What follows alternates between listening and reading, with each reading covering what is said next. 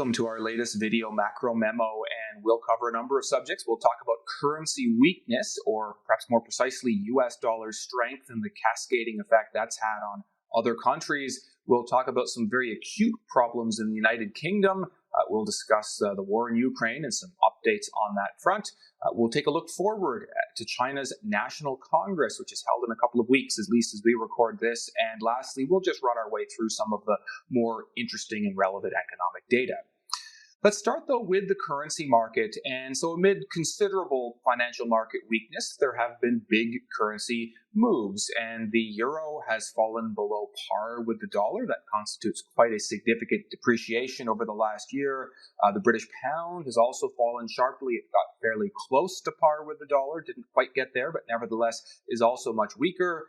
The yen has depreciated more than the rest, in fact, and is enormously soft compared to where it was just a year ago. And even the Canadian dollar is a little bit softer versus the dollar than it was. And so a lot of currency movement. Some of it is specific to these countries just mentioned. A lot, though, is ultimately US dollar strength. It takes two to tango in currency markets. And so the US dollar has been actively strengthening at the expense of these other countries. And so why is the US dollar so strong right now? It's not a valuation story. The dollar is already arguably overvalued by a number of metrics. It has more to do with, I think, first and foremost, risk aversion. And so as markets are scared, we see people seek out safe havens. So a lot of money has flowed into the liquidity and the relative perceived safety of the US dollar.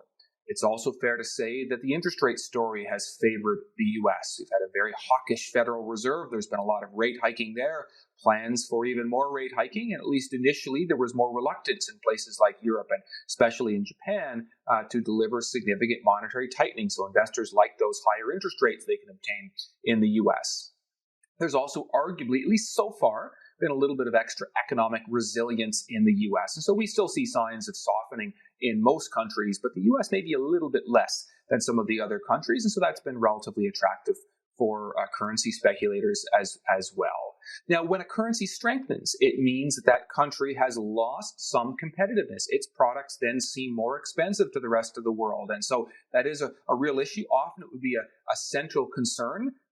But at this point in time, it's not one the U.S. is complaining about, because a strong currency also helps inflation. It helps to keep inflation from getting too high, helps to, I suppose, in the present context, pull it back down. It means at a time of particular financial distress that money is unlikely to flee your country. It's more likely to come in, and that's a helpful thing. And so the U.S. policymakers are holding their nose, recognizing that the competitiveness hit isn't ideal, but nevertheless the advantages are bigger than the losses. And so unlike, for instance, in the mid-1980s when the Plaza Accord saw countries in a coordinated fashion seek to weaken the U.S. dollar, we're less likely to see that now, because the U.S. probably wouldn't be on board with that story or that outcome.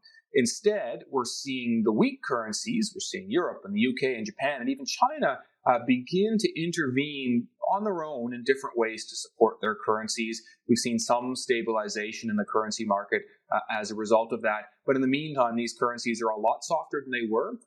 The reverse of the US is to say that those weak currencies are adding to inflation in places like Europe and the UK, which is not desirable right now. But I think equally it's worth keeping in mind many of these countries do need a somewhat softer exchange rate than they previously had. You think in particular of Europe and the UK, and they've lost a lot of competitiveness because of the cost of heating and electricity and natural gas there, which has soared far more than in other parts of the world. They need a weaker currency to remain competitive on the global stage. And so I don't know that we'll see a full rebound in these currencies, even when the strong risk aversion that currently dominates fades. And so these currency changes could prove fairly enduring, and currency volatility likely continues for the foreseeable future. Okay, let's shift over. UK problems. And so we've had a number of quite acute problems in the UK specifically. A sharp jump in borrowing costs over the last week or so. A big drop in the pound after a long, less aggressive decline in the pound. And as a result of those moves, there were some problems with leveraged British pension funds and some problems with certain mortgage lenders. And and the government has had to step in and lend a helping hand. And so it's worth asking, why did this happen, and what are some of the implications of it? And in terms of why it happened, well, I mean, it was something that did build over time, and you could argue the UK was one of the weaker countries out there, running big current account deficits and suffering a loss of competitiveness via Brexit and so on. So it was already vulnerable. But then ultimately, a new tax cut plan was announced by the new British government, and under normal circumstances, the market might have lapped up the notion of tax cuts and growth positive and pro-business and so on. However, arguably that sort of thing is less appropriate at this particular juncture when the central bank is trying to do the opposite thing. The central bank is raising rates to slow the economy, to snuff out inflation, and tax cuts would essentially just further ignite inflation. And so that was a big part of the concern. Also, the British fiscal situation isn't great, and so this would add to the debt and so on, and so mapped its way into interest rates. And so that's essentially the concern that markets had. Bond markets initially panicked. We've seen some reversal since, as essentially the central bank has swooped into the rescue. So the Bank of England is now responding to these problems on a temporary emergency basis. They are buying a lot of bonds to limit yields.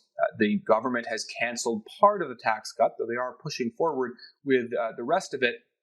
There's been some pulling forward of an announcement of debt reduction plans for later, so to suggest the government has some fiscal plan. But bottom line is the central bank is actively intervening. That's what's keeping rates down. Rates may well rise again as soon as that intervention is done. All of this does damage to the British housing market, does damage to the British economy, and so the outlook there is even a little worse than it was as of a couple of weeks ago. One thing that spun out from that, by the way, is the observation that bond markets are becoming more fiscally sensitive again. And so really the way to think about this is that under normal circumstances, when governments borrow more money, they're forced to pay a slight additional premium for the privilege of that borrowing. They have to attract additional lenders, and that needs to be done via a higher interest rate. And that's the historical norm. That did not apply, though, for most of the last decade. Last decade was a period of ultra-low interest rates. It was a period in which central banks were buying up a huge fraction of the debt stock, and so interest rates weren't very sensitive at all to rising borrowing costs, and we're now in a position in which that has changed. We're in a position in which those borrowing costs are proving much more sensitive, and so going forward, that's an important lesson. Perhaps it's a lesson of particularly acute relevance to the UK, where debt levels are high and the country is more vulnerable, and so bond markets are especially sensitive. But to the extent we may fall into recession in the coming quarters, to the extent governments may want to lend a significant helping hand, bond markets may not be all that keen on that. We could see countries punished. We could see some borrowing costs go up. Let's turn to the war in Ukraine. And so the main narrative is one in which Ukraine is starting to gain the upper hand, at least in terms of territory. And so gaining ground as opposed to losing ground, which was the dominant theme over prior months. And so that sounds quite positive. Russia, though, is responding via escalation, and so recruiting more troops and threatening a nuclear response, which is not something nuclear powers have historically ever done. They've held what could be described as sham referendums in eastern Ukrainian provinces, so as to claim that they are now parts of Russia, and so that even more aggressive defensive tactics can be used. And Russia has also, at least in theory, sabotaged certain pipelines that natural gas was previously traveling through. So this war is not done yet. It is escalating. The uncertainty goes up. I think ultimately the risk of nuclear attack is low, but it's not quite zero. And so that is a real risk that at least needs to be fretted about a little bit. And from an economic standpoint, sanctions continue. The potential for more economic damage certainly does exist. For instance, there's a real chance that Russia could limit its oil exports to a greater degree than it is right now. So still economic damage there, as much as perhaps some of the war headlines seem more positive than negative. Let's turn to China's National Congress. And so this is a big political meeting beginning on October 16th. And I guess the main story is one in which, despite some discontent within the party, it is likely that President Xi is reappointed to an unprecedented third 5-year term. So that is the most tangible outcome from this meeting. Because of that, it's likely that many of the key pushes China has engaged in over the last decade will continue. And so the government will seek to gain more measures of control over the Chinese population, more restrictions there for Chinese people. China will likely be even more assertive on the global stage, and China will continue to pivot back towards favoring public institutions over private institutions. And I must say, none of that is great for economic growth or for financial markets. Elsewhere, China likely continues its zero tolerance policy through to the spring. At least that's what the pundits are thinking. Get through the winter wave, should there be one, get past Chinese New Year, and then perhaps more seriously reopen.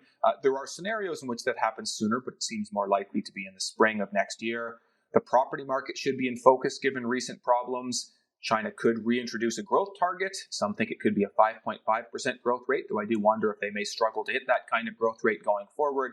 And we'll likely hear some of the key economic themes reiterated, including focusing on common prosperity, which is a comment on reducing inequality, upgrading China's manufacturing capacity to keep moving up the value chain, and supply chain security, which is a common theme in a lot of countries these days in the context of food and energy, making sure a country can be self-sufficient or close to it, but also in China's case, more self-sufficiency, in semiconductors. And so this is something the U.S. has been cutting off access to highly sophisticated semiconductors, and that is a focus for them as well. And decarbonization. So let's look to those meetings. Let's see what comes from them. They will in some ways set the stage and set the tone for the next 5 years in China, and China matters a lot to the global economy.